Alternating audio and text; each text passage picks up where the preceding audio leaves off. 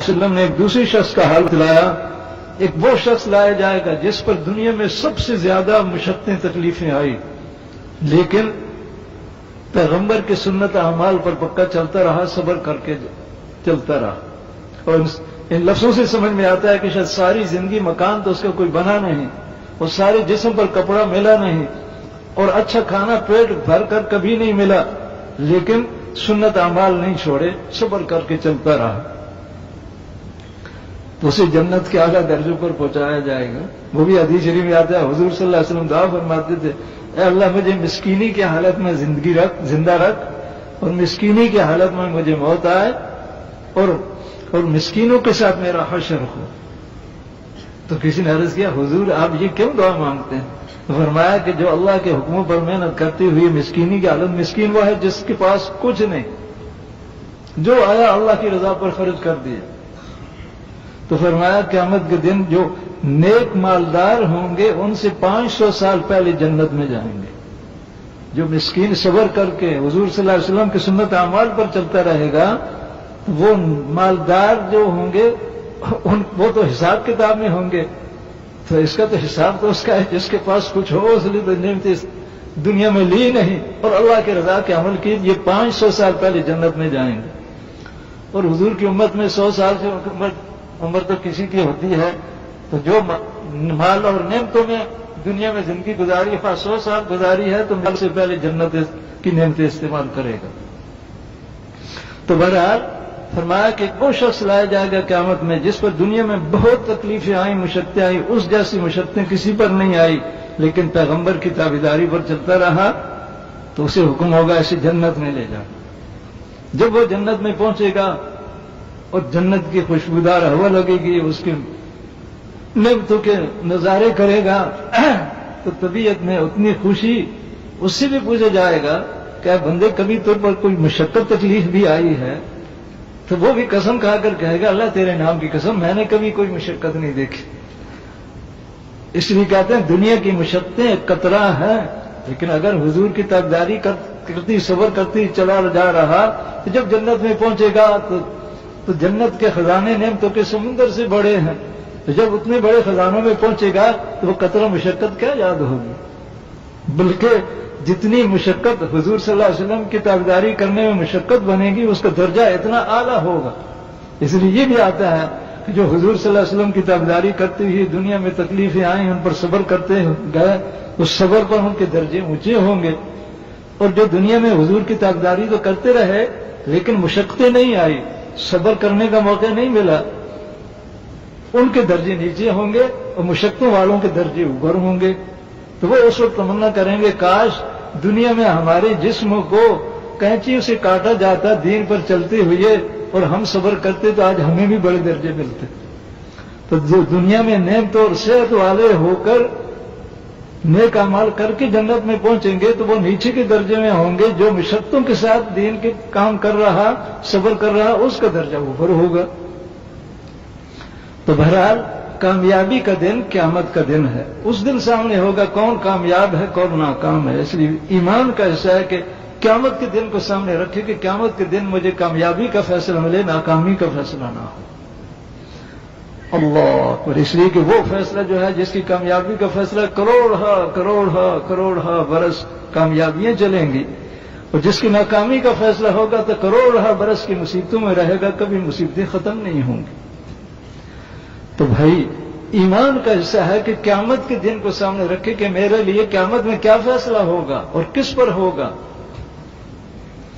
تو کامیابی کا دن جس دن کھلا اعلان ہوگا، ناکام اپنی ناکامی کو سامنے دیکھے گا، کامیاب اپنی کامیابی کو دیکھے گا، تو وہ قیامت کا دن ہے.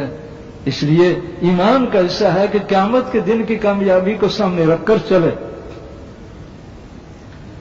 اور فرمایا ایمان کا حصہ ہے کہ اچھے برے حالات کے فیصلے اللہ کی طرف سے ہیں، اس پر یقین ہو کہ دنیا میں بھی جو حالات آتے ہیں وہ اللہ کے فیصلے کے مطابق آتے ہیں، اور طبیعت کے خلاف جو حالات آتے ہیں وہ بھی اللہ کے فیصلے سے آتے ہیں.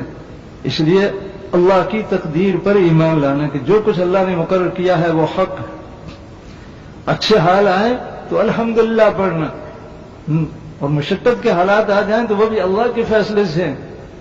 تو اللہ کے فیصلے سے جو آیا ہے تو وہ حق ہے، اسے حق مانے، اور اعلیٰ درجہ ہے کہ مشدد کے حالات پر بھی الحمدللہ پڑھے، اس لیے کہ اللہ کا فیصلہ ہر فیصلہ قابل تعریف ہے۔ تو جو اس حال والا بنے گا تو یوں آتا ہے قیامت میں جب سارا مجمع ہوگا تو اعلان ہوگا وہ کون ہے جو ہر حال میں الحمدللہ کہتے تھے، تکلیف آئی تو بھی اللہ کے فیصلے سے، بیماری آئی تو بھی اللہ کے فیصلے سے آئی، الحمدللہ اس کا فیصلہ قابل تعریف ہے۔ کوئی مشقت آئی تو اللہ کے فیصلے سے سمجھ کر الحمدللہ پڑھیں گے تو قیامت میں اعلان ہوگا وہ کون ہیں جو ہر حال پر الحمدللہ کہتے تھے۔ جو مصیبتوں کے وقت بھی اللہ کا فیصلہ سمجھ کر الحمدللہ کہنے والے ہوں گے وہ کھڑے ہوں گے، جب وہ کھڑے ہوں گے تو حکم ہوگا جاؤ تمہارا کوئی حساب نہیں، بغیر حساب کے جنت میں جاؤ۔ تو تقدیر پر تکلیف کا حال آ گیا، وہ بھی اللہ کے فیصلے سے آیا ہے، اس لیے اس پر بھی الحمدللہ کہنا، کوئی حال بھی اس کے فیصلے کے بغیر نہیں آ سکتا۔ باقی یہ ہے کہ ہم کمزور ہیں، تکلیف والے حال مانگنے نہیں، آ جائے تو اس پر راضی رہنا، الحمدللہ کہنا، اور اللہ پاک سے تکلیف والے حال کے دور ہونے کی دعا مانگنا۔ حضور صلی اللہ علیہ وسلم نے دعائیں بتلائی ہیں تو تکلیفی حالات سے بچنے کے لیے ہیں۔ تو بہرحال تقدیر پر کامل ایمان ہو، کوئی حال بغیر اللہ کے فیصلے کے نہیں آتا، اور روزی کے بارے میں بھی پورا یقین ہو کہ جو اللہ نے لکھ دیا ہے وہ ملے گی، اس سے ایک دانہ نہ کم ہوگا نہ زیادہ ہوگا۔ ہر ایک کے جس کے بچے جتنے بڑھیں گے، اب یہ نہیں کہ وہ میری کمائی جو چل رہی ہے آج کنبہ بڑا ہو گیا تو مشقتیں آئیں گی، نہیں، جو بچہ آتا ہے اس کی روزی اس کی قسمت میں لکھی ہوئی آتی ہے ہر ایک کا۔ جیسے وہ حدیث شریف میں حضور صلی اللہ علیہ وسلم نے فرمایا کہ جب ماں کے پیٹ میں بچے کا جسم مکمل اللہ کی قدرت سے بن جاتا ہے 4 مہینے میں، تو فرشتہ روح لاتا ہے، اس کی روح ڈالنے سے پہلے 4 باتیں لکھی جاتی ہیں کہ دنیا میں اس کا کتنا وقت رہنے کا ہوگا۔ اگر ایک دن لکھا ہے کہ 24 گھنٹے دنیا میں یہ زندہ رہے گا پھر مر جائے گا، تو وہ بچہ 24 گھنٹے زندہ رہ کر چلا جائے گا۔ جتنا وقت دنیا میں لکھا ہے اس سے 1 منٹ نہ زائد ہو سکتا ہے نہ کم ہو سکتا ہے۔ دنیا میں رہنے کا وقت لکھا جاتا ہے،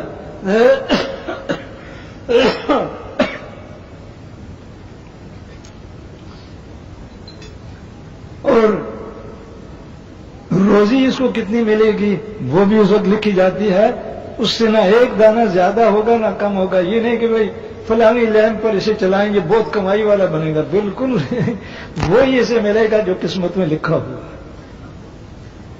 یہ آج یعنی مسلمانوں میں بہت آ گیا کہ آخرت کی تیاری کی طرف نہیں لگاتے، دنیا میں مال اسباب کس لائن پر زیادہ ملے گا اس لائن پر چلاؤ، اور جس لائن پر بھی چلاؤ جو اس کا مقدر ہے وہی ملے گا، اس سے ایک دانہ نہ کم ہوگا نہ زیادہ۔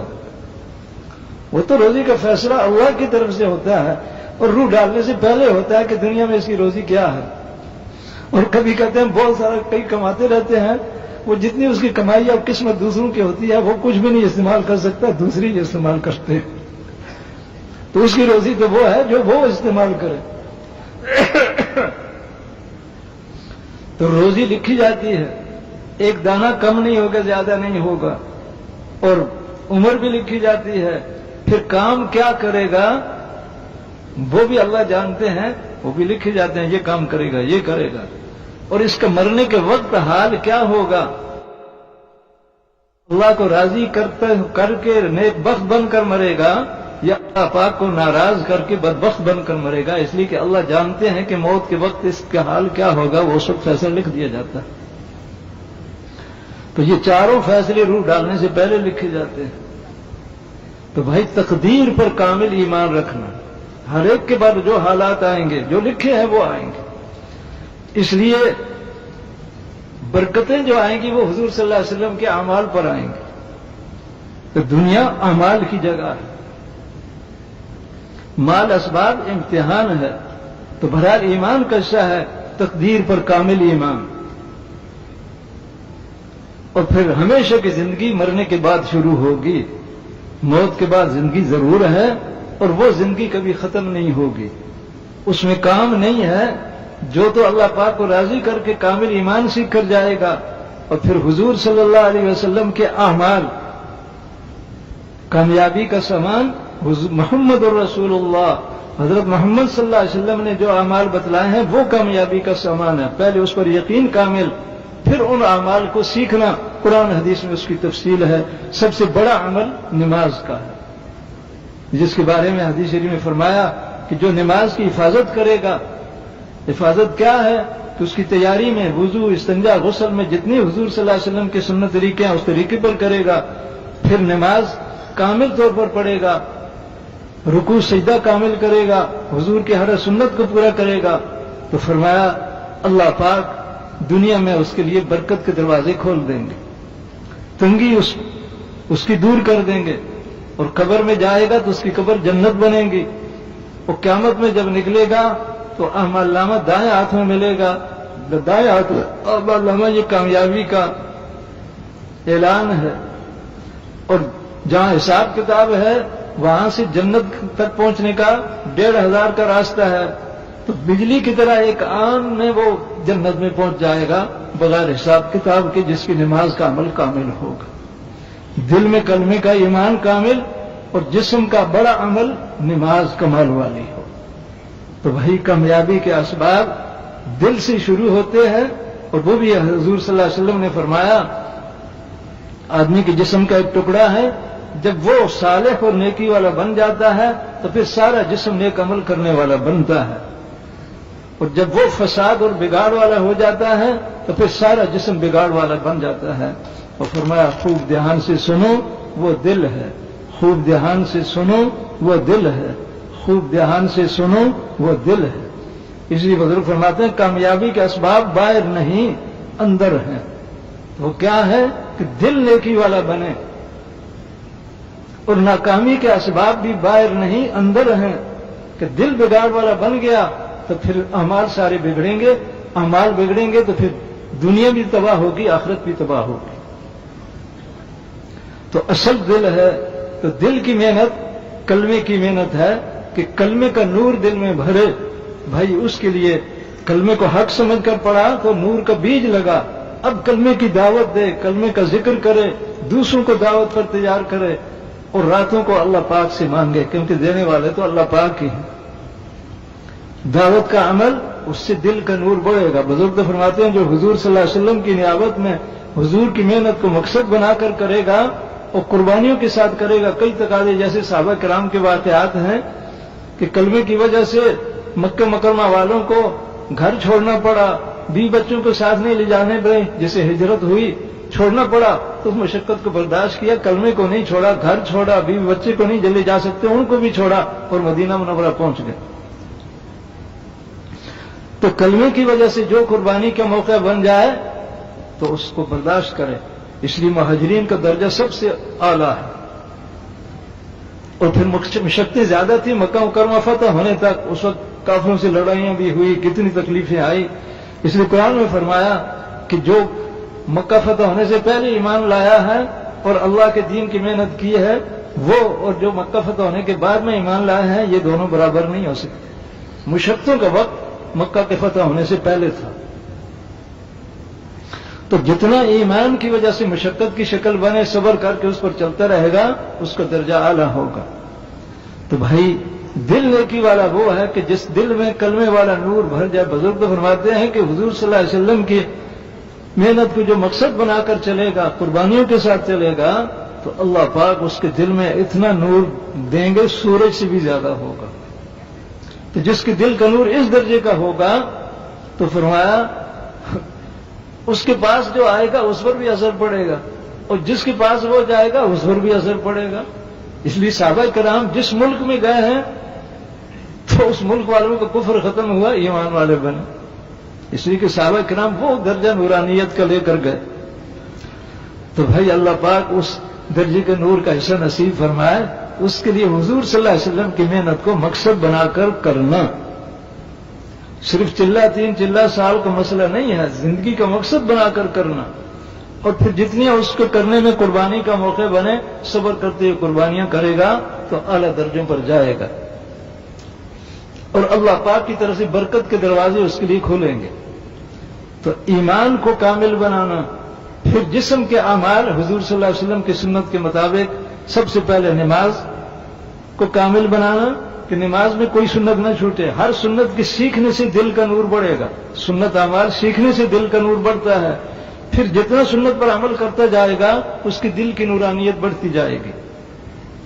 اور جن گھروں میں دعوت چلے گی حضور صلی اللہ علیہ وسلم کی سنت اعمال کا سیکھنا سکھلانا ہوگا, فضائل کی تعلیم ہوگی, ذکر تلاوت کریں گے تو حدیث شریف میں آتا ہے وہ گھر بھی نورانی بن جاتے ہیں. اور فرشتے ان گھروں کے نور کو اس طرح دیکھتے ہیں جیسے زمین والے آسمانوں پر سورج چاند ستاروں کو دیکھتے ہیں. جن مسجدوں میں اعمال ہوں گے تو مسجدیں بھی نورانی بنیں گی.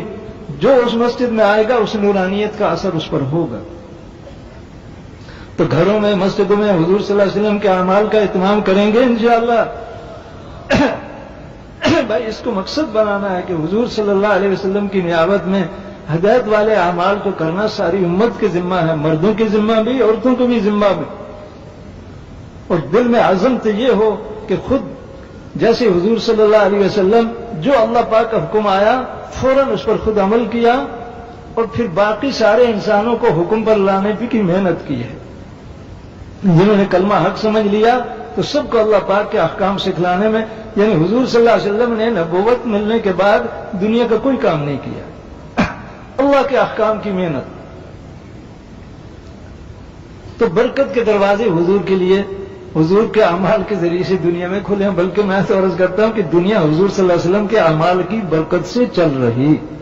یہ کارخانوں, دکانوں اور کھیتوں اور نہروں اور باغوں سے نہیں چل رہی, حضور صلی اللہ علیہ وسلم کے اعمال کی برکت سے چل رہی ہے. نعمتیں حضور کے اعمال پر آ رہی ہیں. یہ ہے کہ جب انسانوں میں, مردوں, عورتوں, بچوں, عورتوں میں حضور والے اعمال زیادہ ہوں گے تو برکتیں زیادہ ہوں گی. اور ان برکتوں کے اثرات یہاں تک پڑیں گے جہاں حضور صلی اللہ علیہ وسلم کے زمانے میں بھی اس کا اثر پڑا. ایک دفعہ حضور صلی اللہ علیہ وسلم مسجد میں نماز پڑھائی, صبح کی سلام پھیرا تو مسجد سے باہر بھیڑیوں کی لائن لگی ہوئی تھی. حضور نے جب دیکھا تو حضور سمجھ گیا یہ کیوں آئے, تو بھیڑیے آ کر کہنے لگے, حضور نے فرمایا یہ اس لیے آئے ہیں کہ ہماری روزی بھی گوشت میں ہے, لیکن اب ہمارا جی نہیں چاہتا کہ مالک کی اجازت کے بغیر کسی کی بکری کو مار کر کھائیں, تو اس لیے آئے ہیں کہ آپ ان سے کہہ دیں کہ کچھ بکریاں ہمارے لیے الگ کر دیا کریں, ہم ان کو کھا لیا کریں گے, باقی بکری پر حملہ نہیں کریں گے. یعنی حضور کی محنت کا اثر بھیڑیوں پر بھی پڑا, جو درندے ہیں ان پر بھی اثر پڑتا ہے. اور پھر اسی طریقے سے بعد میں صحابہ کے دور کے اخیر میں پھر کچھ کمیاں, جو عمراء تھے, حکومت والے تھے, ان میں سنت کے خلاف چیزیں پہلے شروع ہوئی ہیں. حکومت والے اپنے حکومت کے انتظام کو سامنے رکھتے ہیں, اعمال میں گرنے لگ جاتے ہیں جن کی توجہ حضور کی تابعداری کی طرف نہیں ہوتی. تو حضور کے زمانے کے بعد جو گراوٹ شروع ہوئی ہے تو عام طور پر حاکموں میں جو حاکم تھے اور امیر تھے ان کے خاندانوں میں کمیاں شروع ہو گئی. اور پھر امت کا حضور صلی اللہ علیہ وسلم کے بھی فرمان ہے کہ جب میری امت میں کمیاں کوتاہیاں ہوں گی تو پھر اللہ پاک میری امت میں ایسے شخص کو بھیجیں گے, پیغمبر تو نہیں آئے گا, جو ان کمیوں کو دور کرنے اور سنت اعمال کے زندہ کرنے کا ذریعہ بنے گا. تو کہتے ہیں پہلے مجدد جن کے ذریعے سے سنتیں زندہ ہوئی ہیں وہ حضرت عمر بن عبد العزیز ہیں رضی اللہ عنہ. اللہ نے ان کو بھی بادشاہ امیر بنا دیا. ویسے ان کے بارے میں آتا ہے کہ بچپن سے حضور ان کا ننہال جو تھا تو حضرت عمر رضی اللہ عنہ کے خاندان کی, ان کی والدہ جو تھی حضرت عمر کے خاندان کی تھی, والد جو ان کے تھے وہ جو حاکم تھے ان کی خاندان کے تھے, بنو امیہ کے تھے. لیکن ان کا تعلق زیادہ حضرت عمر رضی اللہ عنہ کے خاندان, یہ ننہال تھا, ان کے گھروں میں جاتے تھے. بچپن سے ہے ہر چیز پر سنت پر عمل کا اہتمام. اور حضرت عمر رضی اللہ عنہ کے اولاد کے جو غالباً ان کے بیٹے یا پوتے تھے وہ کہتے تھے یہ ہمارے خاندان کا بچہ نظر آتا ہے, اس خاندان کا نہیں ہے, یعنی ددیال کا نہیں ہے, ننیال کا ہے. نیک عملوں کا اہتمام, سنت پر عمل کا اہتمام. تو جب جوان ہوئی تو خواب میں حضور صلی اللہ علیہ وسلم کی زیارت بھی ہوئی تو حضور نے فرمایا کہ تجھے اگر امیر بنایا گیا, حضرت عمر, حضرت ابو بکر صدیق رضی اللہ عنہ بھی خواب میں ساتھ ہی نظر آئے, تو حضور نے اشارہ فرمایا اگر تجھے امیر بنایا گیا تو ان دونوں کی ترتیب پر چلنا، جیسے یہ چلے ہیں ایسے چلنا. یہ خواب میں بھی اشارہ ہوا. تو پھر قدرت سے ان کو امیر المومنین بنا دیا گیا. وہ جو پہلے جب فوت ہوئے تو ان کا بیٹا جوان نہیں تھا، تو انہوں نے مرنے سے پہلے ہی ان کے بارے میں وصیت لکھ دی. ویسے بھی ان سے مشورے وہ لیتے تھے. تو جب بیماری کی سخت حالت ہوئی تو وزیر سے مشورہ کیا کہ میں کیا کروں. تو وزیر نے کہا کہ اب آپ قبر میں جا رہے ہیں تو ایسا کریں جو آپ کی قبر اچھی بنے اور جنت بنے، تو میرا خیال یہ ہے کہ یا عمر بن عبدالعزیز کو بنا دو اپنا قائم مقام. تو اس نے کہا خاندان والے تو نہیں مانگے. کہ خاندان کی ترتیب یہ چل گئی تھی اس وقت کہ بادشاہ اگر مرا تو اس کا بیٹا جوان ہے تو وہ بادشاہ بنتا تھا، بیٹا نہ ہو تو پھر بھائی بنتا تھا. یہ نہ بیٹے تھے نہ بھائی تھے، بہنوئی تھے ان کے. تو وزیر نے کہا کہ اس کی میں ترتیب بتاتا ہوں، آپ وصیت تو یہ کریں کہ میرے بعد امیر یہ بنیں گے، اور 7 جلے لکھ دیں کہ ان کا انتقال ہوگا تو پھر میرا بھائی بنے گا. تو بھائی کا بھی لکھ دیں تو پھر کام چل جائے گا. تو ان کی سمجھ میں آ گیا. اس نے یہ وصیت نامہ لکھوا دیا اور لکھوا کر تو اس لفافے میں بند کر دیا. اعلان ہو گیا کہ امیر المومنین نے اپنا قائم مقام طے کر دیا ہے، اس لیے اب بیعت ہو جائے. لیکن ان کا نام تفصیل سے اعلان ہوگا جب ان کا وفات ہو جائے گی پھر ہوگا، تاکہ پہلے جھگڑا نہ بنے. یہ اعلان ہو گیا، اس لیے پھر سب نے بیعت کر لی کہ جو طے کیا ہے آپ سب مانتے ہیں. اب جو ان کا بھائی تھا اسے خیال ہوا کہ میرا نام لکھا ہے یا کسی اور کا، اس لیے وزیر سے آ کر پوچھا یہ فیصلہ میرے بارے میں ہوا ہے یا کسی اور کے بارے میں. تو وزیر نے کہا ایک بات امیر المومنین نے راز میں رکھی ہے، میں کیسے بتا سکتا ہوں، میں ان کا راز نہیں بتا سکتا. اعلان ہوگا ان کے مرنے کے بعد. وہ چپ ہو گئے. اس نے کہا اگر کسی اور کا لکھا ہے حق میرا بنتا ہے زندگی میں بات کروں. اس نے کہا میں راز نہیں بتا سکتا. اور حضرت عمر بن عبدالعزیز رحمۃ اللہ علیہ کو بھی کیونکہ مشورے ان سے لیتے تھے، انہیں خیال ہوا کہیں میرا نام نہ لکھ دیا ہو. تو یہ بھی وزیر کے پاس گئے اور کہا کہ یہ جو طے ہوا ہے میرے بارے میں کیا ہے تو بتا دو، میں امیر نہیں بننا چاہتا، میں پھر ختم کراتا ہوں ان کی زندگی میں ہی، میں نے امیر نہیں بننا. تو وزیر نے ان سے بھی کہا کہ امیر المومنین نے ایک بات راز میں رکھی ہے، میں کیسے ظاہر کر سکتا ہوں. خیر جب اس کا انتقال ہو گیا تو پھر اس کے بعد میں وہ پھر کھول کر اعلان سنایا گیا کہ ان کے بارے میں بیعت ہو چکی ہے، امیر المومنین یہ ہو. تو جب امیر المومنین بنائے گئے تو پہلے بھی سنت عمل کا اہتمام تھا، تو پھر اس اہتمام کو اور بڑھا لیا. ایک تو گھر میں فیصلہ کیا، جتنے نوکر غلام تھے سب کو آزاد کر دیا کہ گھر میں کسی کو نوکر نہیں رکھنا، کیونکہ حضور کے گھر میں کوئی نوکر نہیں تھا، حضور کی سنت پر چل گئی. بیوی ان کی پہلے بادشاہ جو تھے ان کی بیٹی تھی، تو دل میں یہ سوچا میں تو اب مشقت برداشت کروں گا، سنت عمل کروں گا، دنیا میں جو سنتیں مٹی ہوئی ہیں ان کی زندہ کرنے کی محنت کرنی ہے، مشقتیں آئیں گی، یہ پتہ نہیں مشقت برداشت کرے گی یا نہیں. بیوی سے بات کی میرے اوپر تو اب یہ حال بن گیا ہے، ساری امت کو دیکھنا ہے، سارے دین کو سامنے رکھ کر چلنا ہے، مشقتیں آئیں گی اور تو مشقت برداشت نہیں کر سکے گی، تو خیال یہ تجھے طلاق دے دوں جہاں تجھے آرام ملے وہاں. اس نے کہا نہیں میں آپ سے جدائی نہیں چاہتی، جو مشقتیں آئیں گی میں برداشت کروں گی، جدائی نہیں چاہتی. تو پھر فرمایا کہ گھر میں خادم کوئی نہیں ہوگا، گھر کا سارا کام اپنے ہاتھ سے کرنا ہوگا. اس نے کہا سارا کام گھر سے ہاتھ سے کروں گی. پھر جب رخصتی ہوئی تھی تو ان کا بیوی کا والد بادشاہ تھا، انہوں نے بڑے قیمتی موتی اور زیور دیے تھے. تو فرمانے لگے یہ دولت اور میں ایک گھر میں نہیں رہ سکتے، میرے ساتھ رہنا ہے تو یہ سب بیت المال میں جمع کرا دو. تو وہ جتنے موتی اور زیور تھا وہ سب اس نے کہا میں کتنی چیزوں قربان کر سکتی ہوں، آپ سے جدائی نہیں اختیار کرتی، وہ سب بیت المال میں جمع کرا دی. گھر بالکل خالی، اپنا کپڑوں کا دوسرا جوڑا بھی نہیں بناتے تھے. حضور 2 جوڑے کپڑوں کو نہیں رکھتے تھے. یہ طے کیا تھا کہ حضور کی سنت پر عمل کرنا ہے، ایک جوڑا. گھر میں بالکل سادگی. وہ ایک واقعہ لکھا ہے، ایک عورت آئی اس گھر میں ادھر ادھر دیکھنے لگی، سارا گھر خالی، کوئی سامان نہیں. تو ان کی بیوی سے کہنے لگی کہ میں نے جتنے گھر دیکھے ہیں سامانوں سے بھرے ہوئے، آپ امیر المومنین کا گھر ہے یہ خالی. تو ان کی بیوی نے کہا ہمارا گھر خالی ہے اس لیے سارے بھرے ہوئے ہیں، یہ بھرتے تو سارے گھر خالی ہو جاتے. تو بہرحال دنیا کا کوئی سامان نہیں بنا. یہاں تک بھی آتا ہے کہ تھوڑی سی سیڑھیاں تھی، ایک سیڑھی ٹوٹ گئی تو جو ان کی حضرت عمر بن عبدالعزیز رحمۃ اللہ علیہ کی خدمت کرتا تھا اس نے اس سیڑھی کو پھر پکا کر دیا. جب دیکھا کہ وہ پکی کر دی تو پوچھا کس نے کیا ہے؟ تو اس خادم نے کہا جی یہ سیڑھی ٹوٹ گئی تھی تو ذرا چڑھنا اترنا مشکل ہوتا تھا تو میں نے اس لیے اسے کر دیا، ورنہ پھر توڑ دو. میں نے طے کیا ہے کہ گھر کی کوئی چیز نہیں بنانی، دین کو سامنے رکھ کر چلنا ہے. توڑ دو جیسے پہلے ٹوٹی ہوئی تھی. گھر کی سیڑھی بھی میں نے ٹھیک نہیں کرانی. کہاں سنت مٹی ہوئی ہے؟ سنت کو زندہ کرنا ہے. اور اس وقت عام طور پر یہ تھا کہ جو کافر ماتحت تھے ان کے زمینوں پر، ان کے باغوں پر جو حاکم لوگ تھے بہانہ بنا کر قبضے کر لیے تھے. جسے اچھا باغ لگا اس پر قبضہ کر لیا. انہوں نے اعلان کیا کسی پر بھی ظلم ہوا ہو آ کر اپنا حق ثابت کرے، اس کا حق میں دلواؤں گا. اب وہ کافر آ کر دعویٰ کرتے جی میرا باغ فلانے امیر نے لے لیا ہے، گواہ پیش کرتا، وہ فیصلہ کرتے یہ باغ اس کو دے دو. اپنے خاندان کے خلاف فیصلے جتنی بھی ظلم کی ہوتے سب ظلموں کو ختم کیا اور سنتوں کو زندہ کیا. کافروں میں دعوت کو عام کیا.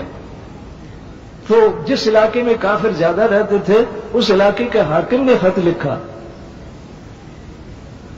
اس نے لکھا کہ یہاں اس علاقے میں اتنی کثرت سے کافر مسلمان ہو رہے ہیں، اندازہ یہ ہے شاید کوئی بھی کفر پر نہیں رہے گا.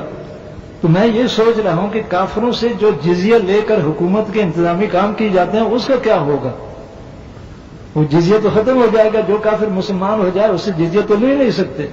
اب جزیہ لے کر جو حکومت کے کام ہم چلاتے تھے وہ کیا کریں گے؟ یہ خط لکھا. انہوں نے جواب میں لکھا واحق منا تیرا ناس ہو، حضرت محمد صلی اللہ علیہ وسلم مال خزانے جمع کرنے کے لیے نہیں بھیجے گئے، ہدایت کے لیے بھیجے گئے ہیں. تو میں تو چاہتا ہوں کہ سارے ملک میں کوئی کافر نہ رہے، سب مسلمان ہو جائیں، اور تم کافروں کو نوکر بنا کر ان سے جو کام کرواتے ہو وہ کام تم سب خود اپنے ہاتھوں سے کرو. تمہارے باپ دادے سارے گھروں کے کام خود کرتے تھے، یہ تو اسلام کی برکت سے تمہیں اللہ نے حکومتیں دے دی، کافروں کو تمہارا غلام بنا دی. کثرت سے کافر اسلام میں داخل ہوئے اور ہر جگہ سنت اعمال کو زندہ کیا. تو وہ برکتیں ان کے زمانے میں بھی شروع ہو گئی. کہتے ہیں کہ ان کے زمانے میں بھیڑیا بھی بکری کو نہیں مارتا تھا. یعنی انسان دوسری کو نقصان کیا پہنچا؟ جو درندے ہیں سنت اعمال کی برکتوں کا اثر یہاں تک پڑتا ہے کہ درندہ بھی کسی کے مال کا نقصان نہیں کرے گا. تو ان کے زمانے کے بارے میں بھی آتا ہے کہ ان کے خلافت کے زمانے میں بھیڑیا بکری کو نہیں مارتا تھا. تو ایک واقعہ آیا کہ وہ جنگل میں بکریاں چرا رہا تھا تو بھیڑیے نے اس کی بکری کو مار دی. اور اسے جب دیکھا تو بکری کو بھیڑیے نے مار دیا تو بہت رونے لگا. کوئی دوسرا آدمی آیا جنگل میں، دیکھا کہ وہ رو رہا. پوچھا کیا بات ہے، کیوں رو رہا؟ اس نے کہا آج میری بکری کو بھیڑیے نے مار دیا ہے. اس نے کہا بھیڑیے تو بکریاں مارتی رہتے ہیں، اس پر اتنا رونے کی کیا بات؟ اس نے کہا میں بکری کو نہیں رو رہا. عزیز امیر بنے ہیں، ان کے امیر بننے کے بعد بھیڑیا بکری کو نہیں مارتا تھا، بکری کو اندر سے گزر جاتے تھے، بکری پر حملہ نہیں کرتے تھے. آج بھیڑیے نے بکری مار دیا، میرا خیال ہے وہ دنیا میں نہیں ہے.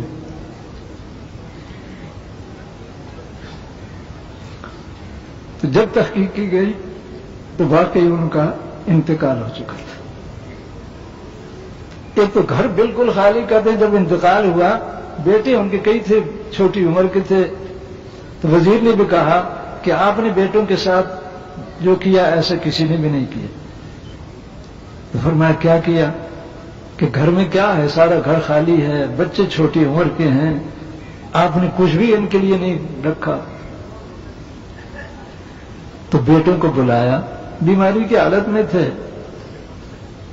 تو بیٹوں سے کہا کہ بیٹو ایک تو یہ تھا کہ میں لوگوں پر ظلم کر کے تمہارے لیے مال سامان بہت سارا جمع کرتا اور دوزخ میں جاتا،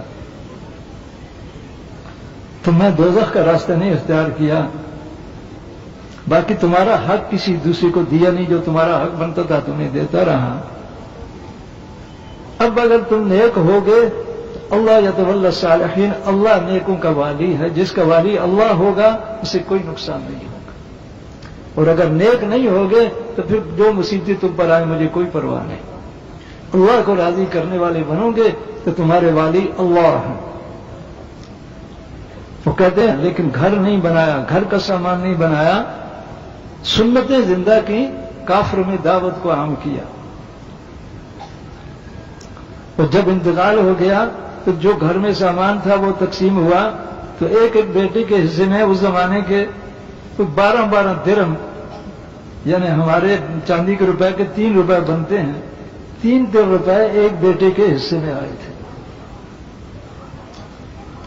گھر میں مال نہیں جمع کیا, گھر میں بھی سنت طریقہ, یعنی جہاں تک بھی آتا ہے جب آخری حالت میں بیماری کی حالت تھی تو ان کے جو سالک تھے جنہوں نے بعد میں امیر المومنین بننا تھا, ان کے بعد وہ حال دیکھنے آئے تو کپڑے بہت میلے تھے. اندر جا کر بہن سے کہا کہ امیر المومنین بیمار ہیں اور لوگ ان کی بیمار پرسی کے لیے آ رہے ہیں اور کپڑے اتنے میلے ہیں, امیر المومنین کے کپڑے ایسے, ان کپڑوں کو صاف کرو. وہ چپ ہو گئی. دوسری دن پھر جب دیکھنے آئے تو وہی میلے کپڑے, تو پھر اندر جا کر بہن پر غصہ کیا کہ میں نے کل بھی تمہیں کہا تھا کہ کپڑے ان کے دھو دو, تو تم نے کپڑے نہیں دھوئے, لوگ دور دور سے آ رہے ہیں ایسے میلے کپڑے پہنے ہوئے ہیں. وہ بولی کہ کیا کروں, کہ پہلے تو جب بھی کپڑے میلے ہوتے تھے تو گھر کی میری چادر لپیٹ لیتے تھے, میں وہ کپڑے دھو دیتی تھی, جب خشک ہوتے تھے پہن لیتے تھے. اب دوسرا کپڑا تو ہے نہیں, ان کو کیا پہنائیں اور کیسے اتارے. یعنی آخری حالت میں بھی دوسرا کپڑے کا جوڑا گھر میں نہیں تھا. لیکن دنیا میں سنتیں زندہ کی, کافروں کو اسلام میں داخل ہونے کی دعوت کو عام کیا. خود یہاں تک تھا ان کا اعلان تھا, ان کی زمانہ خلافت میں سارے ملک میں کوئی بھیک مانگنے والا نہیں ہوتا تھا. یہ انہوں نے اعلان کیا تھا جتنے معذور ہیں, اندھا ہے, لولا لنگڑا ہے, ہر ایک کا نوکر لگایا جائے اور دونوں کا خرچہ حکومت کے خزانے سے ہوگا. معذور کا بھی خرچہ, اس کے خادم کا بھی خرچہ. یعنی اس حد تک انتظامات کیے ہیں. گھر میں کچھ نہیں بنایا. دوسرا جوڑا کپڑوں کا موت کے وقت میں بھی نہیں تھا. تو بیٹوں کا یہ حال. لیکن ماشاءاللہ بیٹے بھی ماں باپ کے حال کو دیکھ کر اس پر چلتے ہیں. ماشاءاللہ سنت کے پابند, اعمال کے پابند تھے. تو ایک بزرگ سے کسی نے کہا کوئی نصیحت کی بات سنائے, تو وہ فرمانے لگے جو نصیحت کی بات آنکھوں سے دیکھی ہے وہ بتاؤں یا سنی سنائی بتاؤں. اس نے کہا جو آنکھوں سے دیکھی ہے وہ اور اعلیٰ درجہ وہ بتائیں. تو انہوں نے نام لیا کہ فلانا بادشاہ کا جب انتقال ہوا اس کے وارثوں کو لاکھوں کی دولتیں تقسیم ہوئی, اور میں نے اپنی آنکھوں سے دیکھا کہ جو اس کے وارث جو لاکھوں کے مالک بنے تھے مسجد کے دروازے پر بھیک مانگ رہے تھے. اور پھر عمر بن عبد العزیز رضی اللہ عنہ کے بارے میں کہا کہ جب ان کا انتقال ہوا تو ان کے بیٹوں کے ایک ایک کو 3 روپے ملے. جو گھر کے سامان تھا اس کی حصہ جو بنا تھا ایک کو تقریباً 3 روپے بنے. اور فرمایا بعد میں نے دیکھا ہے کہ ایک لشکر اللہ کے راستے میں جانے کے لیے تیار ہوا تو ان کے ایک بیٹے نے 400 گھوڑے اس لشکر والوں کو دیے کہ اللہ کے راستے میں جا رہے یہ 400 گھوڑے میرے استعمال کرو. جنہیں وراثت میں کچھ نہیں ملا تھا لیکن اعمال کر رہے تھے, اللہ نے ان کے لیے برکت کے دروازے کھولے. اور جنہیں لاکھوں کی وراثت ملی لیکن اعمال نہیں کریے تو وہ بھیک مانگنے والے بنے. تو بھائی برکت کے دروازے حضور صلی اللہ علیہ وسلم کی سنت اعمال پر کھلتے ہیں. دنیا میں برکتیں, مرنے کے بعد اللہ پاک جنت کے اعلیٰ درجے نصیب فرمائیں گے. اب یہ محنت کرنا کہ دلوں میں ایمان کامل ہو اور جسم ہر ایک کا سنت اعمال کا پابند بنے, تو اس کو مقصد بنا کر کرنا. جیسے پہلے عرض کیا کہ حضور صلی اللہ علیہ وسلم خاتم النبیین ہیں. اب ہدایت کی محنت کے لیے اللہ کسی کو نبوت دے کر نہیں بھیجیں گے. اب حضور کی امت کی ذمہ ہے کہ حضور کے طریقے پر محنت کرنے والے بنے, خود ہدایت اور ایمان کے اعلیٰ درجے پر پہنچیں اور حضور سے اور دوسروں میں ایمان اور اعمال کے زندہ ہونے کا ذریعہ بنے. تو ایک تو حدیث شریف میں فرمایا کہ جب میری امت میں فساد آ جائے گا, بگاڑ آ جائے گا کہ کہیں گے ہم حضور صلی اللہ علیہ وسلم کی امت ہیں لیکن سنت پر عمل نہیں کریں گے, تو فرمایا اس زمانے میں جو سنت پر عمل کرنے کا اہتمام کرے گا اسے 100 شہیدوں کا ثواب ملے گا. تو 100 شہیدوں والا ثواب لینا ہے, کیا خیال ہے؟ تو بھائی اس کا عزم کریں کہ حضور صلی اللہ علیہ وسلم کی ہر سنت پر عمل کرنا ہے، سنت کو عمل کرنا۔ پھر اگلا درجہ فرمایا کہ جس نے میری مردہ سنت کو زندہ کیا، تو مردہ سنت کیا کہ عام طور پر لوگ اس پر عمل نہیں کرتے، تو زندہ کرنا یہ ہے کہ خود بھی عمل کرتا ہے، دوسروں کو بھی اس پر عمل کے لیے تیار کرتا ہے۔ تو جس نے مردہ سنت کو زندہ کیا، فرمایا اس نے میرے ساتھ محبت کی، اور جس نے میرے ساتھ یہ درجہ محبت کا کیا وہ میرے ساتھ ہوگا، یعنی جنت الفردوس میں حضور کے قریب اور پڑوس میں پہنچے گا۔ تو حضور کے پڑوس والی جنت میں جانے کی نیت ہے تو بھائی اس کا عزم کرو کہ حضور صلی اللہ علیہ وسلم کی ساری سنتیں ساری امت میں اور سارے عالم میں زندہ ہوں، اس کو مقصد بنا کر کرنا ہے۔ تو بزرگ فرماتے ہیں کہ جو دعوت کے عمل کو مقصد